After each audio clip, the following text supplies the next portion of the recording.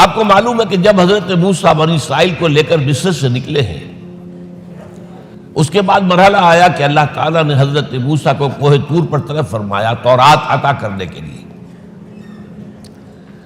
ان کی غیر حاضری میں ایک فتنہ کھڑا ہوا اور کچھ لوگوں نے ایک بچڑا بنا کر اس کی پرستش شروع کر دی بنی اسرائیل میں سے،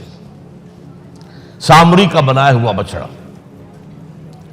جب حضرت موسیٰ واپس آئے انہوں نے یہ دیکھا تو بہت غضبناک ہوئے، اور پھر اللہ تعالیٰ کے حکم سے فیصلہ ہوا کہ 12 قبیلوں میں سے جن لوگوں نے بھی یہ شرک کیا ہے ان کو انہی قبیلوں کے لوگ خود قتل کریں۔ کئی ہزار اسرائیلی قتل ہوئے۔ یہ بہت بڑا یوں سمجھیے کہ پرج ہوا ہے اس قوم کے اندر۔ اس کے بعد پھر مزید اللہ تعالیٰ کی خدمت میں استغفار کے لیے حضرت موسیٰ علیہ السلام اپنے 70 بڑے بڑے سردار جو تھے 12 قبیلوں کے، ان کو لے کر حاضر ہوئے۔ وہاں انہوں نے استغفار کیا اور ایک دعا کی، پروردگار وَاكْتُبْ لَنَا حَسَنَةً فِي الدُّنْيَا وَالْآخِرَةِ، ہمارے لیے نیکی کا اندراج کر دے، دنیا میں بھی آخرت میں بھی۔ جواب ملا اللہ تعالیٰ کی طرف سے، دیکھو عذاب تو میں جس کو چاہوں گا دوں گا، اور ویسے میری رحمت ہر شے کے ساتھ موجود ہے، ہر شے کا وجود میری رحمت سے ہے، لیکن ایک میری خاص رحمت ہے جو میں لکھ رکھوں گا ان لوگوں کے لیے جو میرے نبی امی آخری رسول ان پر ایمان لائیں گے صلی اللہ علیہ وسلم۔